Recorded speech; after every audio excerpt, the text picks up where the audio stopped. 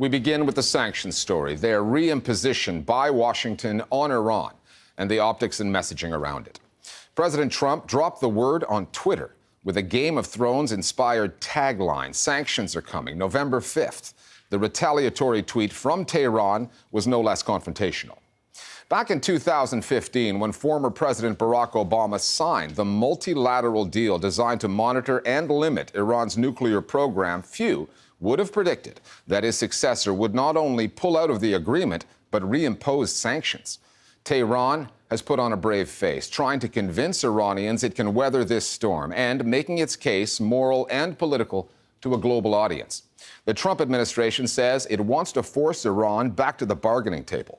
But given the severity of the sanctions, the list of conditions from the U.S., and the tone of the Trumpian rhetoric, the question becomes, is the White House really looking to create a dialogue or a confrontation? Our starting point this week is Washington, D.C.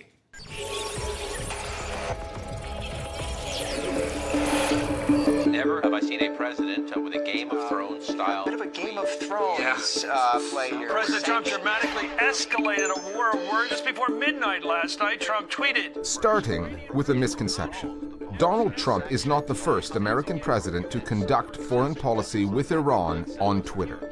The Obama administration did plenty of that in negotiating the nuclear agreement of 2015, which Trump has dispensed with. What is different now, in tweets that resemble something out of the Game of Thrones television show, a medieval fantasy, is the language used, the tone. What this shows first on the Donald Trump side is this cavalier approach towards sanctions. We're talking about something that is going to impoverish a very large segment of the Iranian population. And the fact that this is a movie posted, I think also reflects that in the eyes of some folks in this administration, this is very much a game. It's unfortunate because I think it leaves a lot of room for misinterpretation and a lot of room for a particular kind of bravado via social media that can prove to be dangerous in the long term because they're not directly talking to one another. But this unfortunately seems to be the reality now. I think there are probably elements of the Iranian government which don't disapprove of it. They're more than happy to see the US government destroy its own public diplomacy. They say, great, you guys are self-harming right now. We spent 40 years telling our people down with the United States, these guys are your enemies. We failed. You guys did the job for us in 6 months. It's incredible. Thank you. We cannot allow the world's... This second round of sanctions against Iran did not come out of nowhere. The Trump administration has been setting the stage, making its case for a while now. Iran's leaders sow chaos, death, and destruction. And not just through the president on stages such as the UN's. Our objective is to starve the Iranian regime of the revenue it uses to fund violent and destabilizing activities. Secretary of State Mike Pompeo has done the same, as has John Bolton, who was a prominent hawkish figure at the State Department during the run-up to the war in Iraq and is now President Trump's national security advisor. The murderous regime and its supporters will face significant consequences. There's nothing diplomatic in what the administration has been saying, deriding the leadership in Tehran, constructing a narrative of Iran as a malign actor, preparing the ground for the withdrawal from the nuclear agreement and the new set of sanctions. Most Americans don't know anything about Iran. They know about the hostage crisis. Maybe they know about death to America and death to Israel, which are slogans that are chanted regularly. And so they are predisposed to believe that Iran is a very bad country. And of course, Iran does abuse human rights. It does support groups that have committed acts of terrorism. It does oppose the existence of the Israeli state as presently constituted. So, there's some justification for this. But I question whether hyping Iran's abuses is going to really get you into a better place. I think it just makes it harder to reach compromises in the future. Iran has held the position of the bad guy in American media and American foreign policy for at least 4 decades. Terrifying twist in the nuclear standoff with Iran. That is something that has persisted with Democratic or Republican administrations at the helm.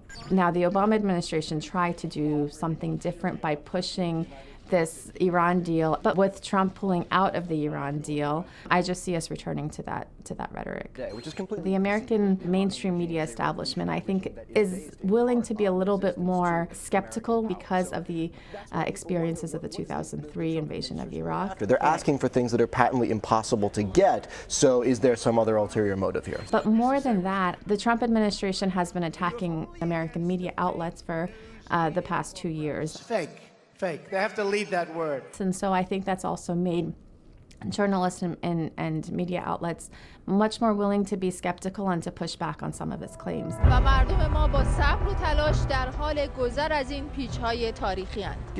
The Iranian media, some of which can be fractious at times, has coalesced behind the government there. One newspaper, Ebdikar, called Washington's attempt to reduce Iran's economic presence wishful thinking. Another, Ghanun, reported on anti-American demonstrations and said the only response to the sanctions is unity. Iran has banned Twitter and Instagram, so they cannot be used domestically. However, the leadership takes to the platforms to get its message to the world in multiple languages, if necessary. The Supreme Leader, Ali Khamenei, did not respond to President Trump's Game of Thrones tweet directly. The response, "I will stand against you," came on Instagram from a senior army general. General Qasem Soleimani is no diplomat, and the optics and implications of his role have been noted.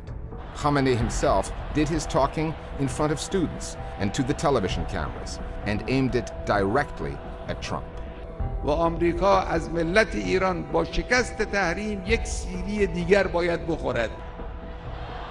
Iran's messaging has been to say to the world that we're responsible. Even though the other side has abrogated its commitments, we're going to keep our word as long as we get the benefits promised to us by the nuclear deal.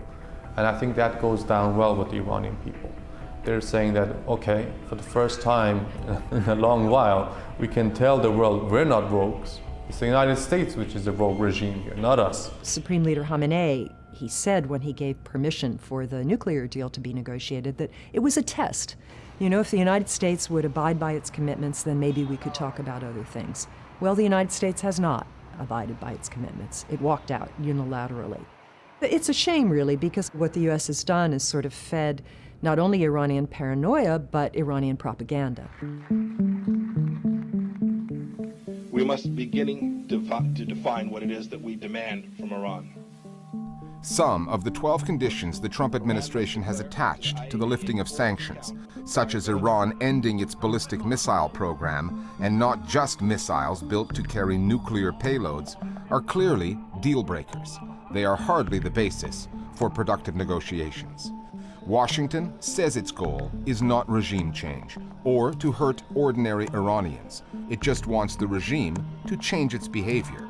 But the administration's talking points, its stated attempts to get Iran back to the negotiating table after abandoning a nuclear deal reached at that same table, simply don't add up. There are numerous falsehoods that the Trump administration is presenting in their narrative. One is that this will not hurt the Iranian population. That is as ridiculous and as preposterous a statement as it can come. Sanctions, particularly such broad-based sanctions, always hurt the population first. That's one. To alter the Iranian regime's behavior, that's our expectation. It's the reason for President Trump's policy. Secondly, the Trump administration is saying they're doing this to change Iran's behavior and bring it back to the negotiating table. Reality is the Iranians are at the negotiating table. The only party that is not at the negotiating table is the Trump administration. They don't want the nuclear deal. When any administration put forward 12 demands as varied as what the US has put on the table, you really have none. You're not interested in any dialogue. And they're telling them, or telling the world, they have to comply.